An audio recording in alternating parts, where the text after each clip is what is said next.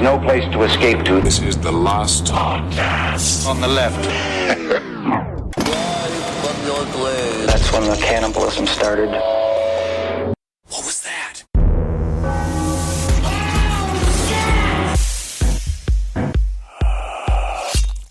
Can I get an update, please? Hey, mister. Can I get a spare update, please? I'll give you an update. You're fat again. The tumor in my belly is growing. Hey, everybody. This is Last Update on the Left. Whoa, what is that? What is that, Marcus? I'm Henry Zabrowski. I'm Marcus Parks. With us also is Ed Larson. Hello. I'm an idiot. Yep. So we have a new show. We have a third show for everybody. Wait a second. I'm doing a third show? Yeah, all of us are doing a third show. Wow. Yeah. God. Yep. Time isn't real. No. Yeah, wow, we're doing a third show. Yeah. And it's really wonderful. It's called Last Update on the Left. What we're doing is, because we've been doing the show since Zoomers were come, we are taking a look back at old topics, old ideas, and we're giving them a refresh. Yep, we're going to be looking at what our takes were back then and, what we were doing with those shows and what information was available at the time on these topics. In the 10, 15 years since we've done some of these things, a lot of new shit's come out. In the 10, 15 years that we've done these things, not much new has come out. But our views on these subjects can sometimes change. So that's what the update show is all about. And I don't really know much about it. Yeah. So it's good for me to learn. Yeah, he so gets we're back teaching in. Ed. Yeah, we're teaching Ed about all this cool shit. So we're going to start the update show. We're going to give you guys a little bit of preview here. So the show is going to be available only on the Sirius XM app. Don't worry. Last Podcast on the Left and Side Stories. Nothing changes there. Those shows are still absolutely free, but you can find this show on the Sirius XM app. Yeah. But for now, you're going to get the first one free. Yeah, but then you get addicted, and then you got to come back around, and sometimes, well, maybe I ain't holding, and then you're going to get desperate, and then you're going to start fucking being my butler. So we're going to start with an update on an old favorite, one of the most popular true crime stories in the history of man, the murder of JonBenét Ramsey. I didn't do it. Neither did I. Now, who is that? John Beignet. I love beignets. Exactly. See, I knew I'd get him in there. JonBenét Ramsey. I hope she's okay. Let's go for it. Live from your grave. So should I not begin this with an act out of JonBenét Ramsey? How does it go? I don't remember. Well, I don't remember his JonBenét Ramsey. I don't, because we recorded this so incredibly long ago. See, the only reason why I remember is how many times I've received emails, people being really angry with my bit. Now, did you get more positive or more negative emails? Only negative. I remember. So maybe it's But at the same time, don't I like making people angry? Why do I remember T for two? Well, yes, it was JonBenét Ramsey singing T for Two and then asking if they could make a sexual act upon God. Welcome to Last Update on the Left. That was from a ladies and long gentlemen. time ago, buddy. That was a long time ago. I'm Marcus Parks, living in 2024. Henry Zabrowski, are you ready? You're not living in 2011 anymore, are you? No, I've been dragged forward. I am here now. The only way I will play JonBenét Ramsey is finally in a blind casting situation, which should happen. I should be allowed to play JonBenét Ramsey in a film. Yeah. Because I think if you don't allow me, you're shutting me down. That's cancel culture. That's I didn't know JonBenét Ramsey was a lesbian because we all know that God is a woman. Whoa. Interesting.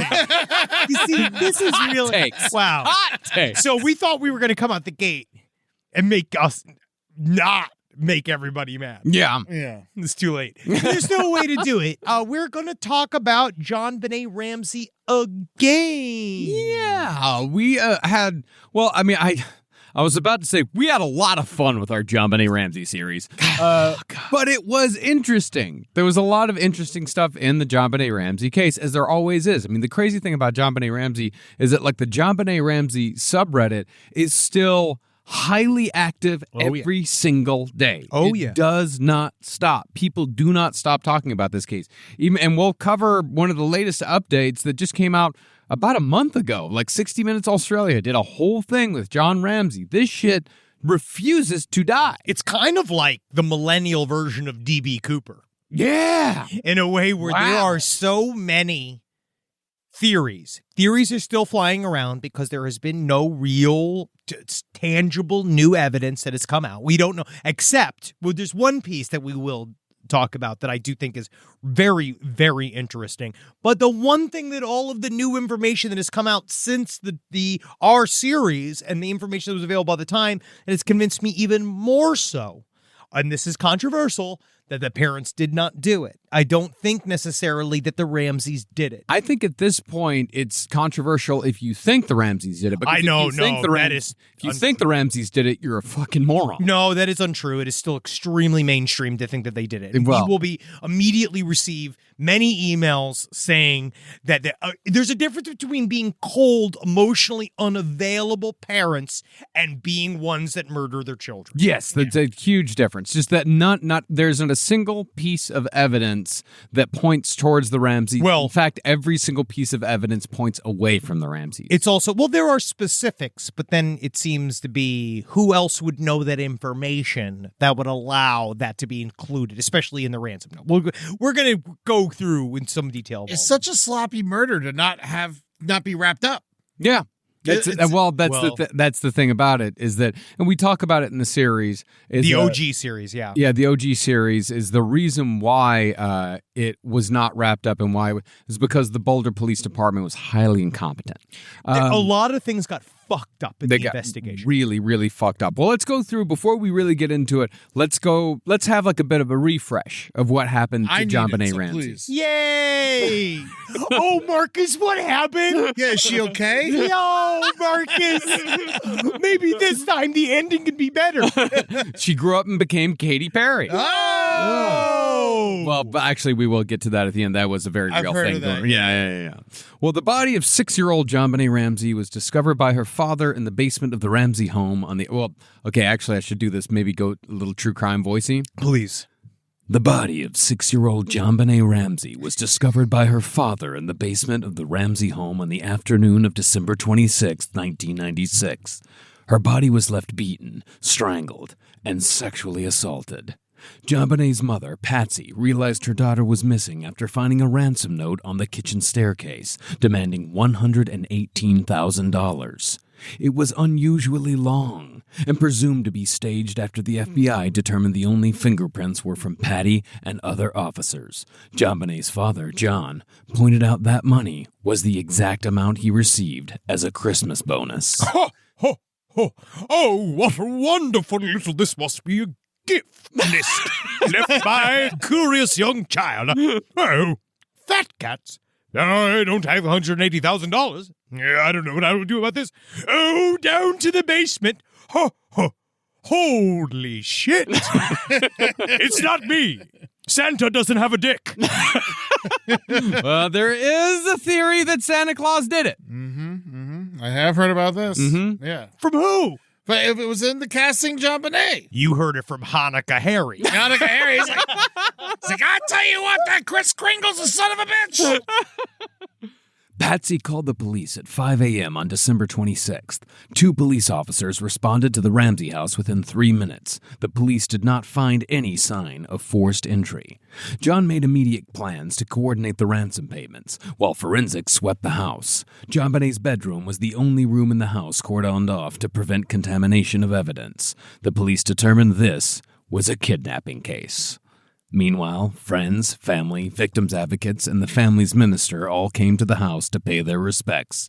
One friend even cleaned up the kitchen and possibly destroyed evidence. Yeah, there was a lot of problems. There was Ton of problems. Inexperienced investigators destroyed a lot of evidence. There was evidence that was left at the scene that was not really tied into anything, because we now know that there was a window with scuff marks and there was luggage that was left out. There was a lot of stuff. And then her body was also horribly mutilated, and she was sexually assaulted. So I mean, you're getting way ahead of us here. oh, is it bad? No, I mean, I'm going to be talking about all of the mutilations.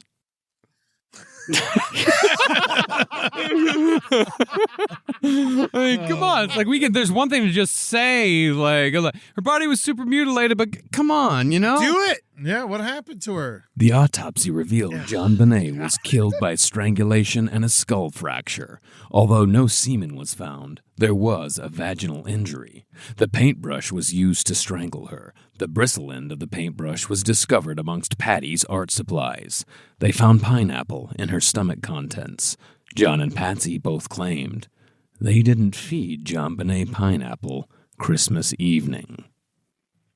See, that's better than just saying she was strangled, she was mutilated. I didn't know the pineapple thing. The pineapple thing does come up, and it does hurt people later on. Yeah, well, that's the thing, is that they didn't actually find the body until 1 p.m. Yeah. That's when John and his friend Fleet White swept the house to see if anything seemed amiss. They were kind of just giving John something to do. Yeah. Like he's just kind of milling around. It's like, all right, just go check all the doors, like top to bottom, or all the rooms top to bottom.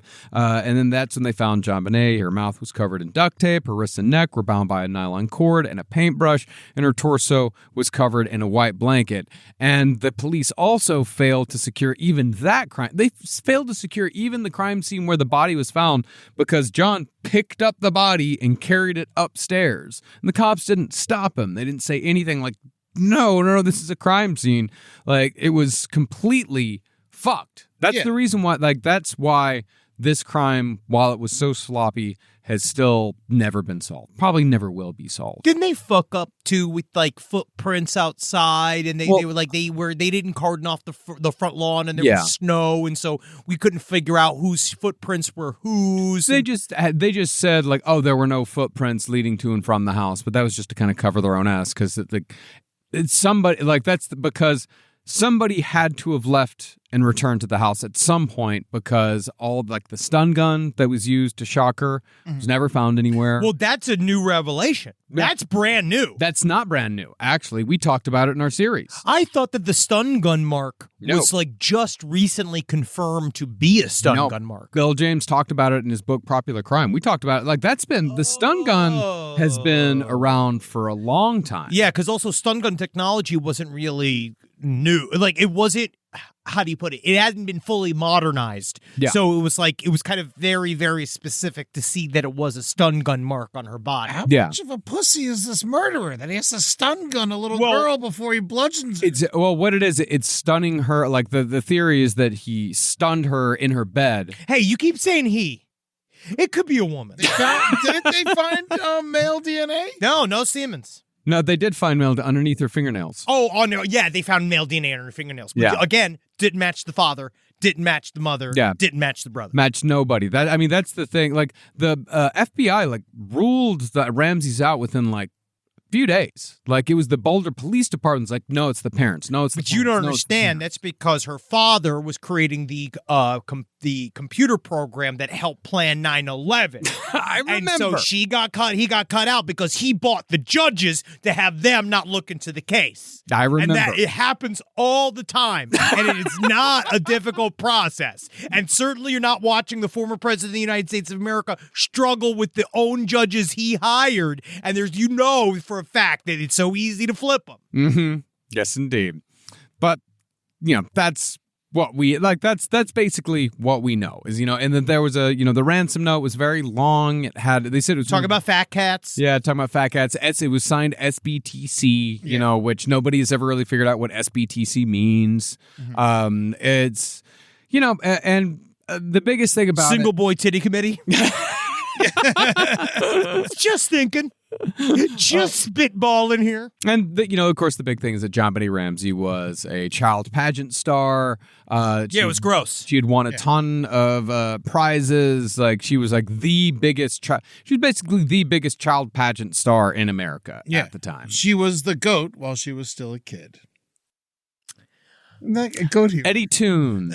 EddieTunes.com. Like, anytime if you really want a thinker, if you want one that you have to stop for a second, one that like, you can roll around while you're thinking about the details of the JonBenét Ramsey murder case. And EddieTunes.com is where you can go to book this modern genius. Even more of that. No, I got a question about her. Do you think her body ever left the property? No. Like, she was never actually kidnapped. No. So what's the purpose of the note? I have an idea, but we'll get to it. Yeah. Well, let's go through some of the suspects that we didn't cover in our JonBenét Ramsey series, starting with Bill McReynolds. Police sources never considered Bill McReynolds or his wife Janet serious suspects, but Patsy and John referred to him, Bill McReynolds, as a suspect in their book, The Death of Innocence. Now, who was he? He was the guy who was hired to play Santa Claus. He was Santa Claus. It is not Santa Claus. He would never kill a child. Never get back at all these children who force him to work. All these precious Christian children. Each December forcing me to work. When I got here, my suit was white. Well, Bill had been hired. He was a retired University of Colorado journalism professor. Apparently, a very sweet man who just played. He hired himself. That was kind of his retirement job, hiring himself out to be Santa Claus. Guilty. The man's guilty. Patsy hired him to play Santa Claus at their Christmas parties in 1994, 1995, and 1996, which was the year that JonBenét was killed, because JonBenét was killed right around Christmas. So it was Christmas Eve that she was killed? 26th. 25th. That was Christmas night. It's Christmas night, the night 25th going into the 26th. I believe. Yeah, because the Ramseys had a holiday party on December 23rd. And, of course, Bill McReynolds, had a little bit of a connection to JonBenét Ramsey. He said that she gave him a vial of glitter gold on Christmas one year, and that no child had ever given him a gift while being Santa. So he took the glitter with him to this heart operation. That's nice. That's nice. Because it's something nice from a little girl. Every one of these men's description of JonBenét Ramsey makes me upset. You know what I mean? I don't know how to put this. I love our friends' kids. Yeah. But I don't see them. I kind of see little blobs. Well, all of our friends' kids are very young. Sure. They're all toddlers. They're just now starting to get personality. Yes. But I'm just saying that, when I look at children, I don't, register children. Right. No. Right? I don't think of children. I just know that I can't smoke weed too close. Yes, that's what I've been asked to do by society. Yeah. But I have to watch my step. But this man describing a 9-year-old as... This is when she's 6? Yeah. As with a pensive, almost retiring demeanor and an angelic glow. She's fucking Charlize Theron? For a little girl, she is. She's a champion 12 times over. She is a champion. So you're going to be this kid's sexy enough for the national stage. We got to throw her out there so that I can imagine what she's like when she's an adult. No, you got to No, you got to think of saying it like Santa Claus, a pensive, almost retiring demeanor with an angelic glow. Yeah, but that's what you say about a town dentist. Yeah. Also, I'm not bringing glitter to a heart operation. They even tried to bring glitter into a fucking bedroom. Imagine what it'd be like being like, oh my God, his aorta is fabulous.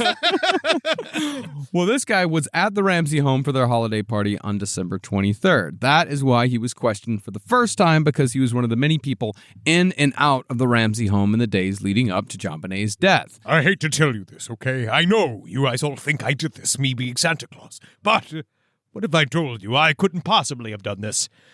Because unfortunately, I am gay. If they would have found her in the chimney, they're like, Covered in coal. Yeah. And she had like reindeer fur on her. Yeah. Well, an original. It'd be difficult. And Christmas wouldn't be the same, would it? Rise from your grave. Well, an original prosecutor on the case told CNN that Bill McReynolds gave JonBenét a card that year with a message saying, "You will receive a special gift after Christmas." I just can't do a fat guy voice. I'm not fat. Yes. That wasn't bad. No, it's not That's not bad, bad. but it's You got to gain more weight around the throat. yeah. Oh yeah, that's right. My throat's too skinny. Like You will receive a special gift after Christmas. let me try it like this.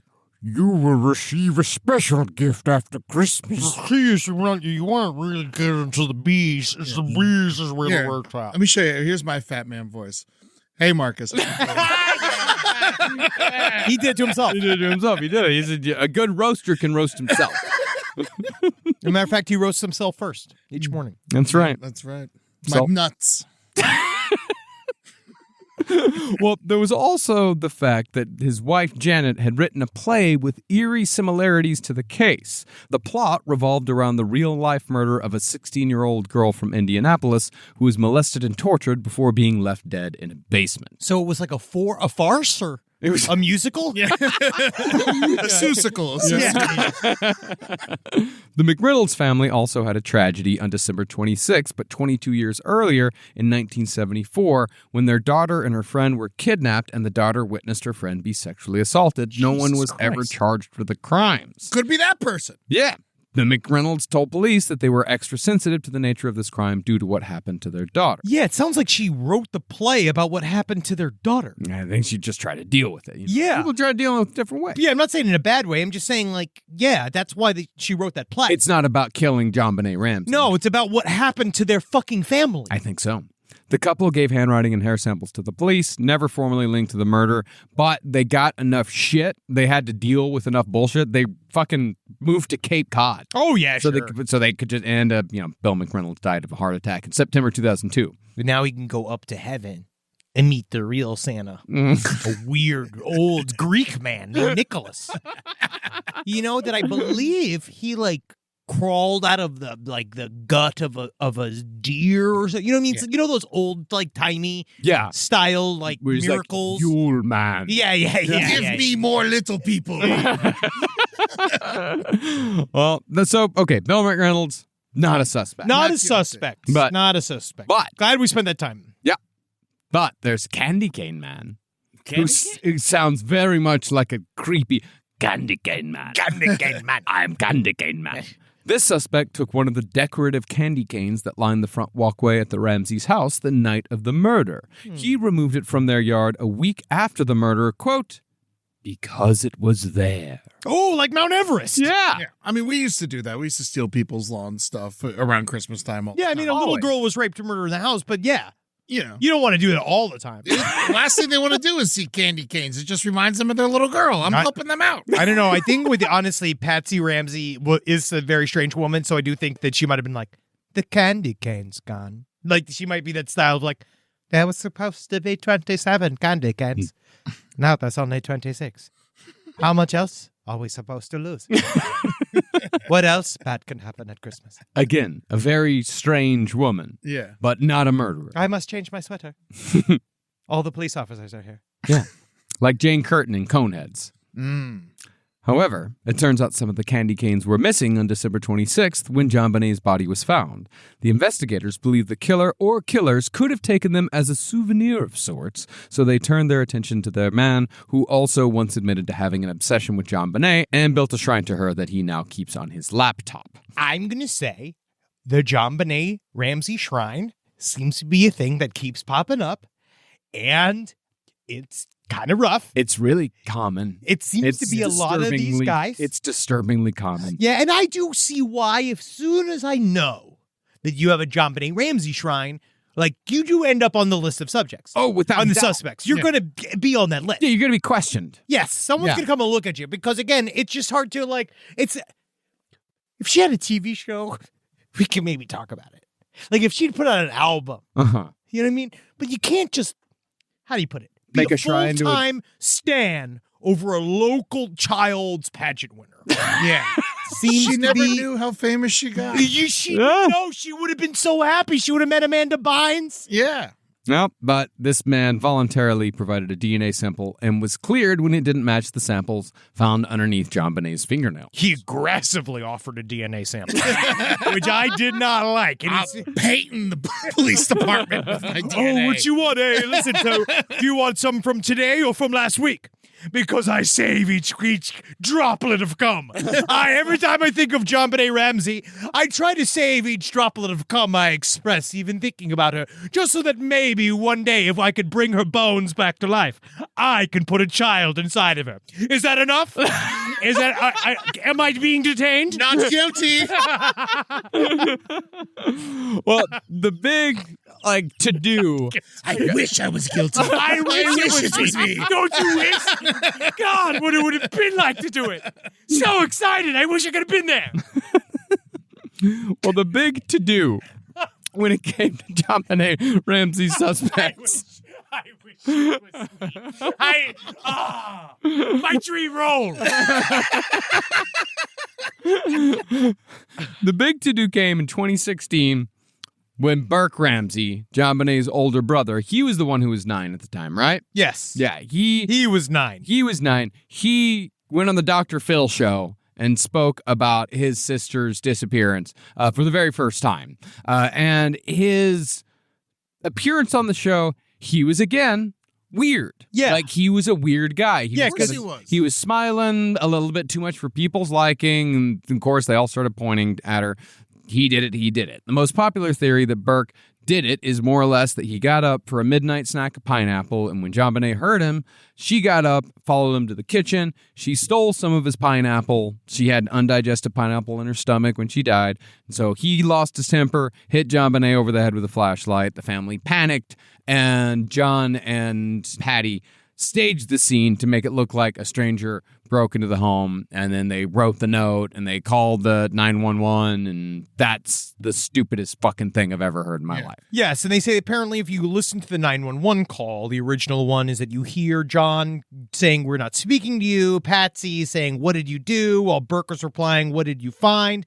I just think it sounds like the normal chaos of a family finding that their young daughter is dead in their basement. Well, they did not- It's missing. Missing, yeah. Yeah, but still, I think that's... You're frantic. Yeah, it's Yeah, the you're day after Christmas. Your child is missing. Yeah. You're freaking out. Yeah, you just found a ransom note. Yes. Also, I just saw casting JonBenét, and they're like, could a 9-year-old boy really crack a girl's skull open with a MacLeod flashlight? And then they hired all these 9-year-old boys to crack watermelons open with a MacLeod, and it just immediately was like, bam, bam, bam. And it's just like, Holy shit. But also, a human head is much tougher than a watermelon. I don't know. Is it 6-year-old's head tougher than a watermelon?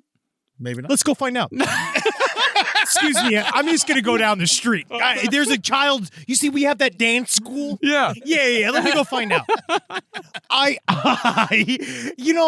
This is the issue is that this is one of those where I'm just immediately like, I can't even ingest this theory. It's just so fucking dumb. They point towards Burke had shat in his sister's bed, and they had some conflicts, and he had sort of a violent outburst against her once before. I don't see. I'm now, maybe what it is. It's hard. Maybe I can't always extrapolate, but I've seen a lot of police investigation footage. I've seen a lot of it, and the concept, and from what I've read in my years of reading true crime, the concept of parents covering for one child is extremely rare. For the murder of another child from within the family. Rare? I can't name a single fucking example. I'm being fair. Yeah. I'm saying that I've not really heard, unless you're the Murdoch unless you're literally a crime family. Like the Murdoch family was will be known in history as a crime family. Yes. Like Lori Vallow, Chad Daybell. That's a crime family now. That is a thing that they are committing. They're doing all of this, but But even then, the Murdochs weren't it's fucking insane. Yeah. It's just like one of those things. It's just it's outliers. Yeah. And so the idea of someone covering for their kid, to me, doesn't necessarily make.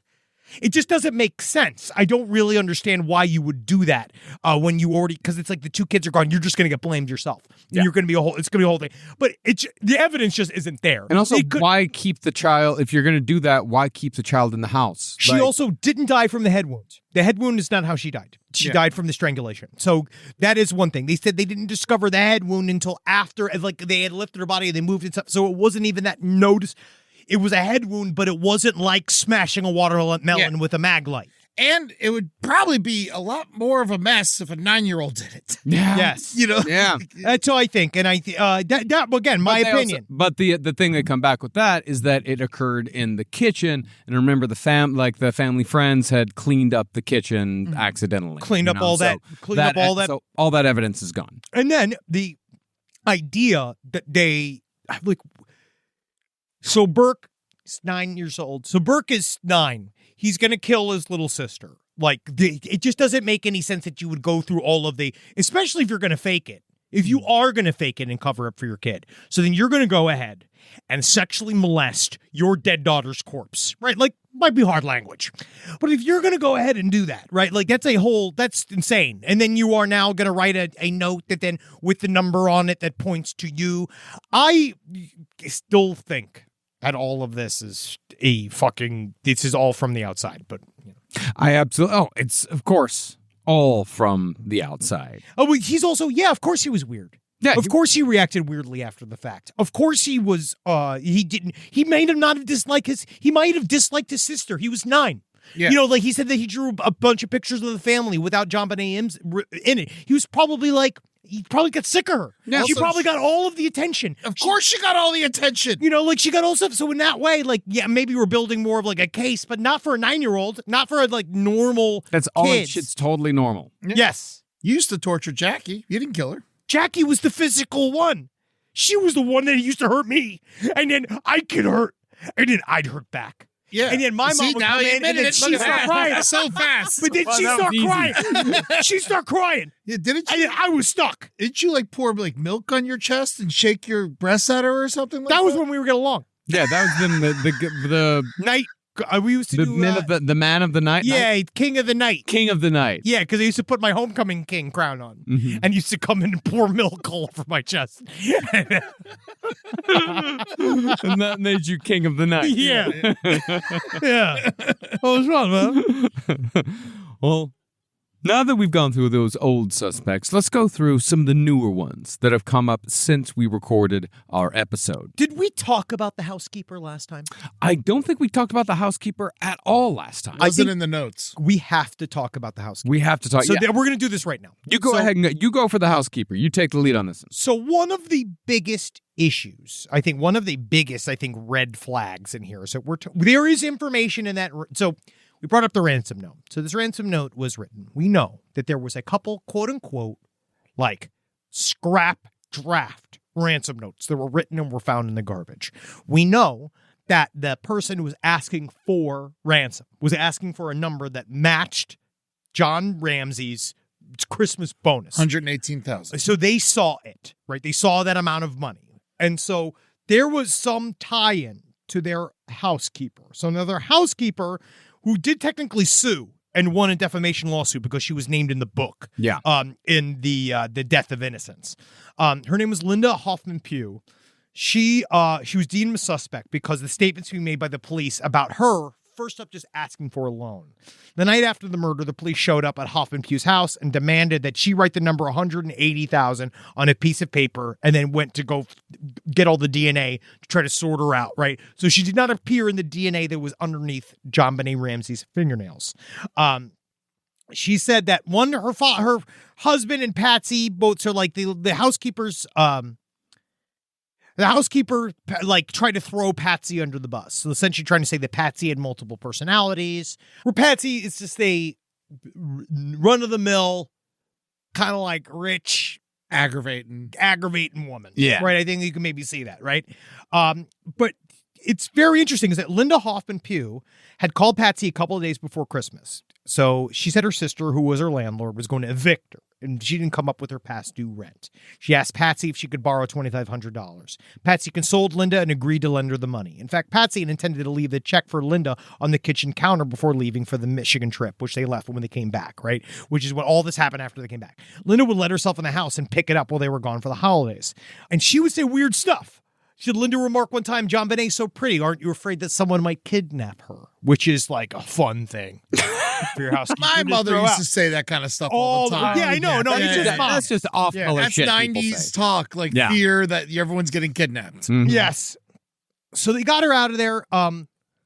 So the theory is that Linda Hoffman Pugh led JonBenét into their basement, right? This is possible. What if, using pineapple, not much like she is a Dog. using pineapple. Yeah, using pineapple. Yeah.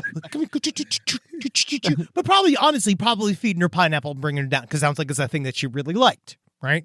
An attempt to trick her employers into leaving her money for ransom. So there's some evidence pointing towards there could possibly be two people that have come into this house. So what if this housekeeper comes in that night, lets people into the house to quote unquote kidnap JonBenét Ramsey. They stun gun the little girl. They attempt to bring her down. She brings them downstairs. They stun gun the little girl. They attempt to do it. They kill the little girl in the process. They then have to figure out what to do with the body. This is why the piece of luggage was left out. That's why there's a scuff on the window. It's because they probably came in through the window and then tried to put the body into the suitcase, couldn't figure it out. And that's why there's also they were all trying to figure out what to do. This is where so they started playing with a vagina? Yeah. No. No. Let her get in there. Come on. Trying to get a suit? No, I'm just saying that. No, This woman has already sued someone for defamation. No, not her. I'm saying there are two other people that were involved in this. So 3 total. Yes. And they came in to do the job to try to extract the money. Like, it was all just supposed to be a kidnapping and ransom. Something went wrong. And, when we talk, if you're going to hire 2 guys to kidnap, like, I bet you there's a little bit of a chance that one of them might have other predilections, and that might go a little too far in the room while you're dealing with something, and then now you have to deal with it. I don't. And what? No. Like, so he's going to hire someone, and this guy's just going to be like, I just can't help myself. I've got to molest this little girl right now. You know what's funny? Yes. I think that's exactly what's happening. And then what? They send the housekeeper up to write the note? Yes. And because she knows it's That's 85% match It's just a theory. on the handwriting to Patsy. Well, it's close. Well, the handwriting analysis is suspect. It's all over the place. It's all over the place. Like I've seen people claim the handwriting matches like 4 different people. That was something that we talked about in the alternative, that it like matched Patsy to 85%. But apparently the people who they use some sort of like new technique that wasn't quite proven yet to match the handwriting, and it wasn't necessarily it's all muddled. It's like everything in this fucking case. Everything is muddled because they say that it matches like other people whose DNA doesn't match what was found underneath her fingernails. It's just it's a mess. Okay. The whole thing is an absolute fucking mess.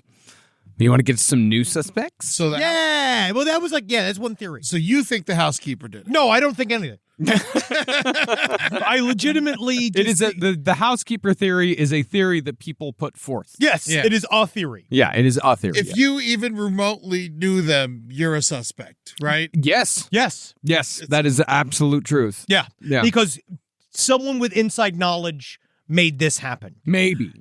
Well, I think that's the reason why there was a specific amount. The number. The $118,000 is too weird. That is the thing that makes it all. You wonder what the fuck happened. How do they know that specific number? Well, it would point towards somebody at least being in the house beforehand, because there was a pay stub in the house that said $118,000. Yeah, so it could have been somebody who's there all night. Somebody just rolling around. Yeah, so that doesn't necessarily mean that somebody is there for an inside jet, that somebody knew the Ramseys beforehand. It could have been somebody who wandered into the house during the Christmas party and saw the pay stub. Mm-hmm. It could have been somebody who was rummaging around the house while everyone is asleep and saw the pay stub.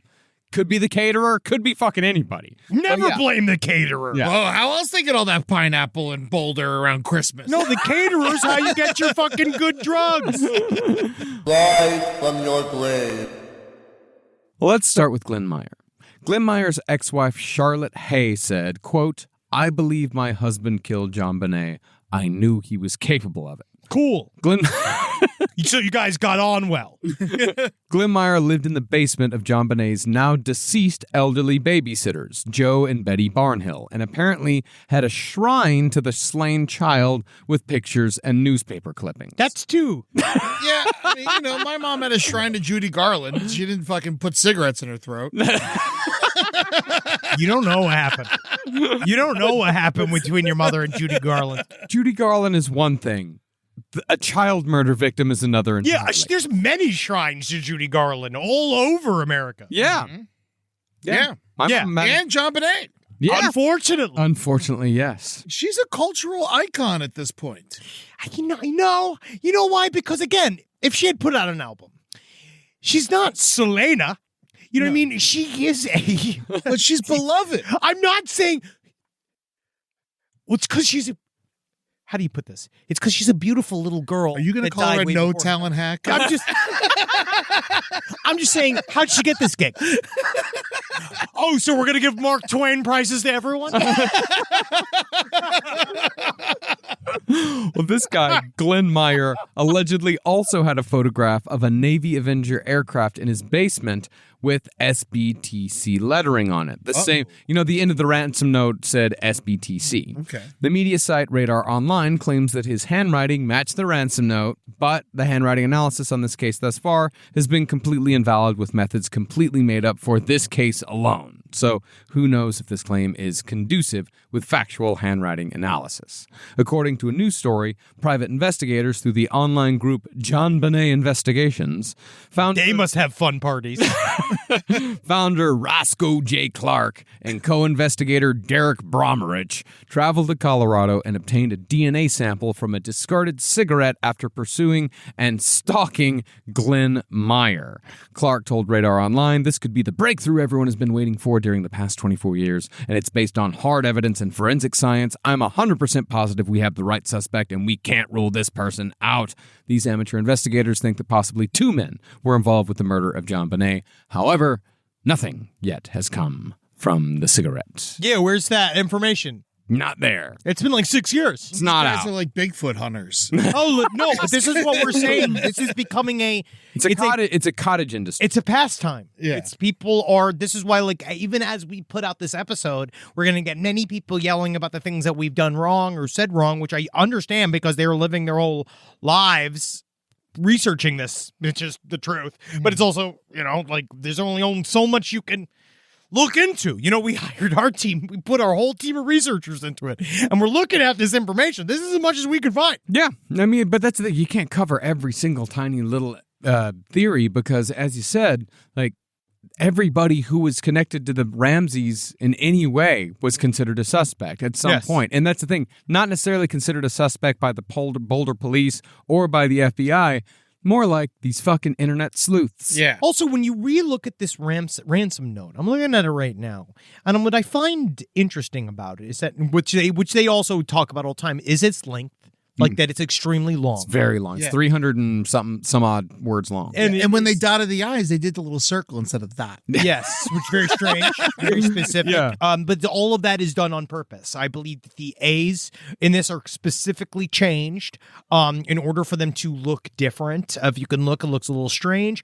If you looked at the it's very, but the thing that points out to me is, number one, is that it's written very cleanly and legibly online, and like within the lines. They thought about what they were going to write. Mm-hmm. This is a planned thought. They thought about this. They had about 20 minutes alone in the house to do this. So whatever it is that they had, they knew what they were going to say, essentially.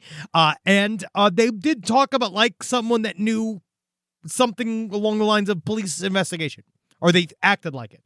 I just weird for Patsy Ramsey to write something like this. I don't know if Patsy Ramsey's going to write victory at the end of your ransom note. Yeah, after murdering the It's up to you now, John. Was this something about foreign powers or something like that? Oh, Was yeah. it? Like, Yeah. So they thought it was like a weird, like. Well, it's because there is some truth in it, but it was John Ramsey worked for a company that was a software company that worked for the government, that had a bunch of government contracts, and there was some story. Was it Lockheed Martin? Yeah. No, was it Lockheed Martin? Yeah, I think it was I know Lockheed they're Martin. in Boulder. I know that much. Yeah, it's Lockheed Martin. Yeah. From what I remember. JonBenét Ramsey. Oh yeah, he was the executive officer of Access Graphics. It was a computer services company. Okay. And he worked with, and so Access Graphics had a It's interesting. It was just there's a lot of ties to maybe they were doing work for a computer program that some people were trying to say was tied into all these 9/11 conspiracies, and that he was a part of that. That there was that side, that's what feeds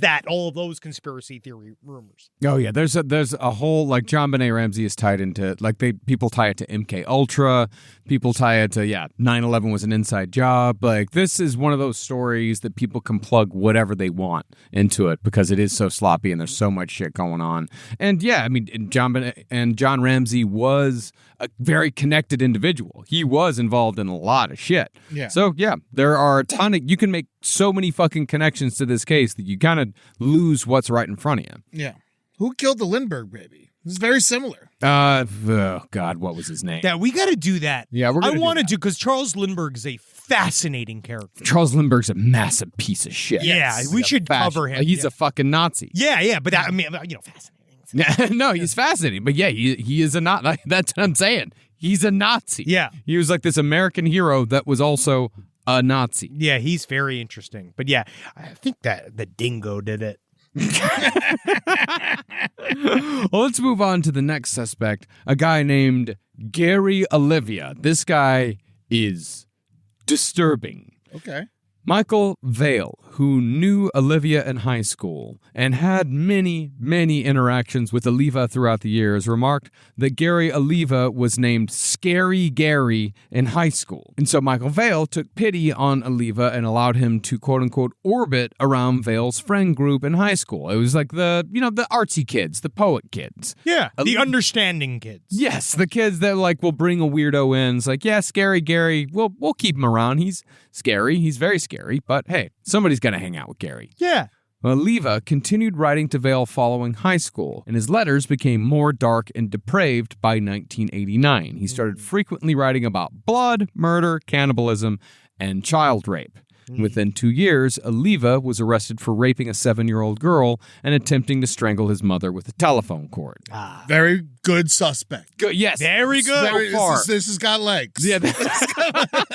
In the years that followed, Oliva continued mailing Vale sadistic tape recordings and locks of children's hair with newspaper clippings. In a letter to Michael Vale, Gary Oliva wrote, quote, I never loved anyone like I did JonBenét, and yet I let her slip, and her head bashed in half, and I watched her die. It was an accident. Please believe me. She was not like other kids.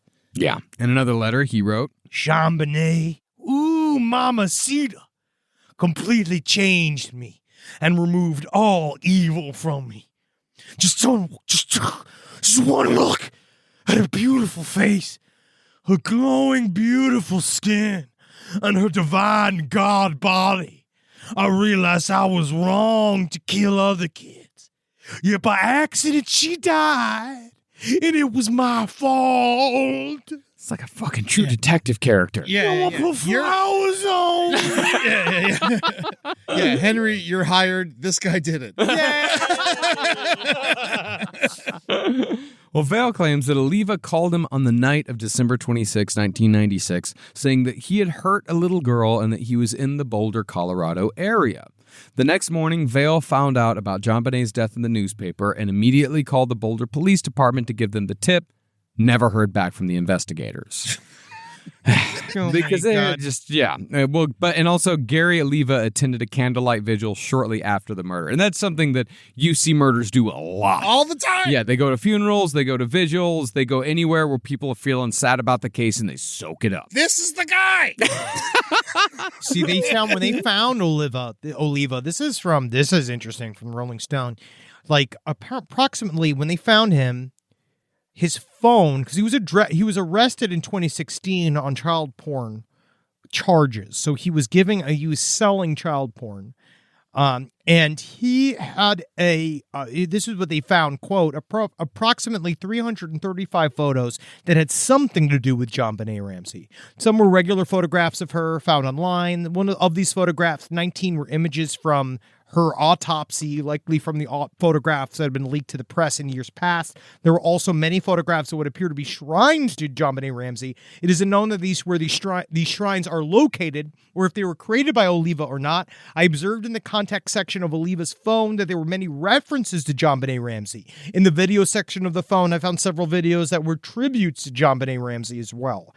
I just got a weird feeling that this guy might not be cool. No. Why is he not a suspect? Well, it seems like an easier thing to cover. He got. I mean, he was considered a suspect in the year 2000. Police found a photo of JonBenét. Correlation's not causation. Yeah, a poem he'd written titled "Ode to JonBenét" and a stun gun, and ultimately, his DNA did not match what was found at the crime scene. Yeah. His DNA, that was it. So he was just, I'm with that other guy. I wish I was there. Man, oh man. Can somebody just describe to me what he was like? Here's some other fun facts about Gary Oliva. He was apparently arrested for illegally entering the University of Colorado Boulder's Fine Arts building after hours. Oliva had a penchant for stealing art supplies and had a sexual attraction to a skeleton the department had on display. It sounds like he continuously broke into the building to sleep in art rooms, but mainly because he wanted to be close to the skeleton. Oh, is that what Harrison Ford's doing? Got you, Callista. So he loves art supplies. She was killed with a fucking paintbrush.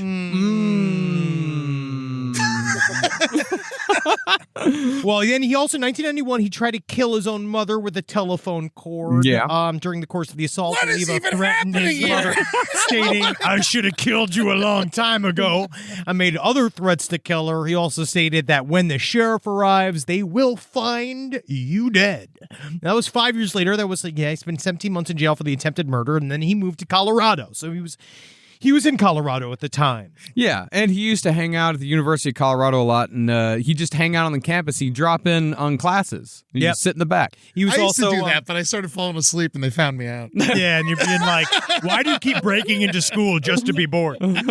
Gary Oliva was also reportedly using an address 10 blocks from the Ramsey home for a long time while he was just being a drifter. He had a buddy with him. She scratched the buddy. Yep. He did it. Yep. And then one day JonBenét's body was found. Val claims that Oliva called him sobbing and said, I just heard a little girl. But I think he meant by beating her really hard in Mario Kart, not giving her a chance. And then fearing that Oliva did something with the crime, they called the Boulder Police Department. They never returned Val. Yeah. Oh, yeah. Yeah, and Gary Oliva, the knots used in the garrote to strangle JonBenét were strikingly similar to those when Oliva choked his mother with a telephone cord. He said when 48 Hours talked to him, he says, I believe that she came to me after she was killed and revealed herself to me. I would like to see a memorial set up for her. I haven't seen that anywhere. Except in my home. Oh, yay. He once sent Vale a drawing titled JonBenét Christ, where it's a drawing of a smiling JonBenét crucified on the cross. Yeah. And then he drew a nice, lovely picture of her. And he said, there is infinite space in your garden here. All they need do is enter. You, JonBenét, it would be worth it to take the blame for. Is he in prison currently? Yeah, right? I think he was released. He actually just got released in January. Yeah, he's got a podcast. He actually was just about to be, I believe he's going to be on Rogan. Bitching, he's going to be great. Yeah, no, he is out. He was supposed to be set to release for prison in 2025. However, in January 2024, he was released early. Don't worry, so he's out there. So go ahead and say hi, everybody. Wow. Hey, Mr. Oliva, how you doing, buddy? Well, I mean, I don't mean to, cast aspersions or throw shade on anybody, but he looks like Lemmy. No. Oh, man. Hey, he doesn't. He does kind of like a little Lenny bit, yeah, mixed sure. with Danny Trejo. Yeah. And he has these 4 scars going down the cheek of his face. Yeah. I actually don't know if he could. Again, what's like fucked up is that I don't know if it was him either. Arrest him and put him on trial. I think that there's no evidence. Yeah, I don't think there's We enough just evidence. listed a shit ton of evidence. All of that is circumstantial, my friend. All circumstantial. A lot of people confess to crimes they didn't commit. A lot of them want this. We talk a lot of times about the games that serial killers play once they're in jail because they need to figure out ways to get their fix for all their various antisocial personality disorders. Mm-hmm. So they, like John Wayne Gacy manipulated people from inside of jail. Richard Ramirez manipulated people from inside of jail. Charles Manson famously you had a whole bunch of people. So Yeah, the whole network. And once you're in jail, like this guy, like Gary Oliva ain't getting any more popular. Yeah. Maybe after this, he's gonna get that last podcast bump. But it's not good. Well, the most recent update that we have is just from, I think, a month ago. Yeah. Something like that. Yeah, the 60 Minutes Australia did a full segment with John Ramsey because Patsy Ramsey died 6 years ago, 10 years ago, maybe? Yeah, While back. yeah. But yeah, she's been dead for a while. But yeah, John Ramsey is still, coming forth and saying it's like people still think we did it. And they have been ruled out since like week 2. Okay. I understand why, right? Because with police and with all investigations, they stick to the family. They always, because 80 to 95% of the time, murders happen by somebody that you know. They happen by somebody who knows you. Very rarely, that's why it's like all of the serial murder that we've ever covered still falls in that 15% markage of homicides that don't involve, because that's how rare it is that you are killed by a stranger. But they have no motive. Well, they do. Well, rape and sex and potentially blackmail. So this is something different. So when you look at this, so they never gave any serious thought to there being an intruder, and they also essentially destroyed all the evidence in the process of proving that there was an intruder while they were trying to figure out if the parents did it. And then they had to backtrack. Once they realized that they destroyed all the evidence, they had to fit which cops do this shit all the time. They try to fit a suspect into the evidence. Of course. Instead of following the evidence to the suspect, they start with a suspect and try to fit him into the evidence. Cops do it fucking all the time. Yeah, because they didn't like the Ramseys. Because Yeah. you met the Ramseys and they were super fucking weird.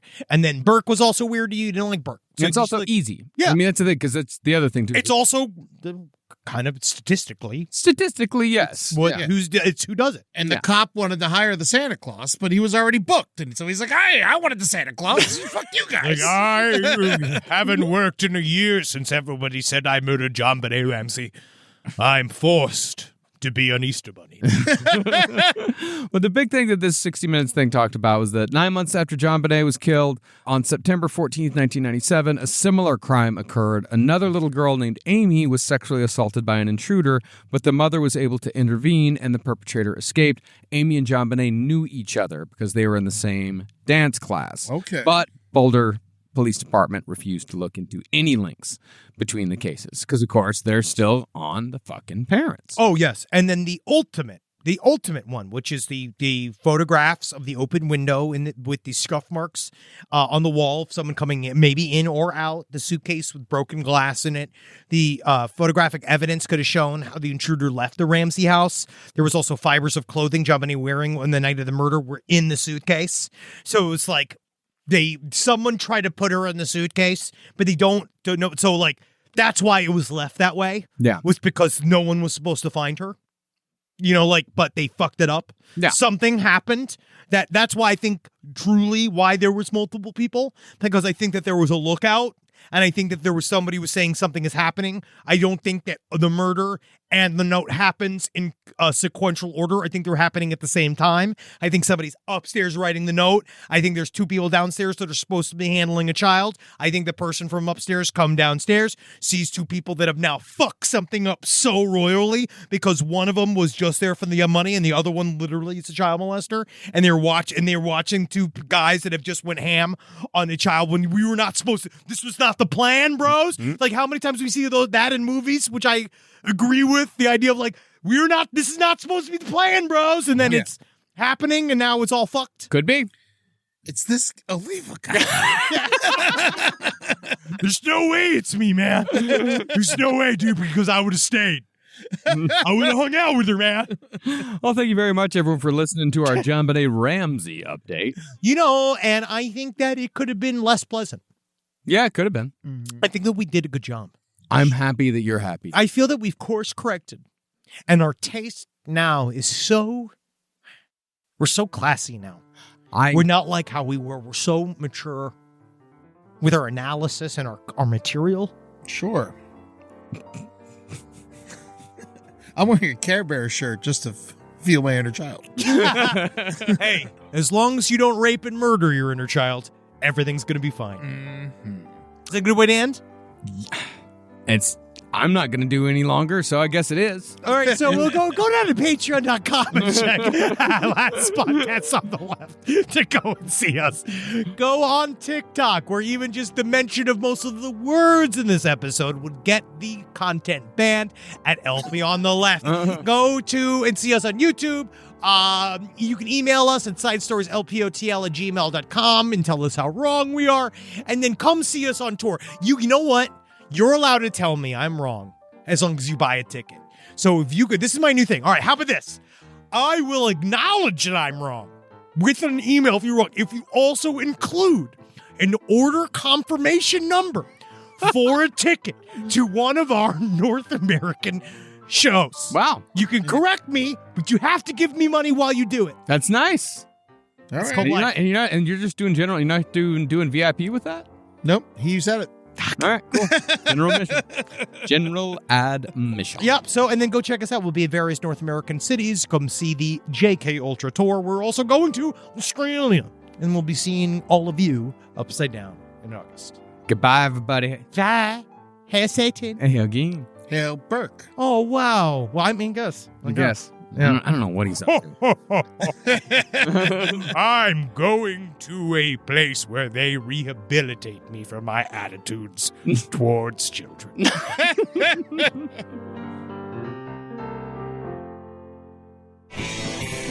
This show is made possible by listeners like you. Thanks to our ad sponsors, you can support our shows by supporting them. For more shows like the one you just listened to, go to lastpodcastnetwork.com.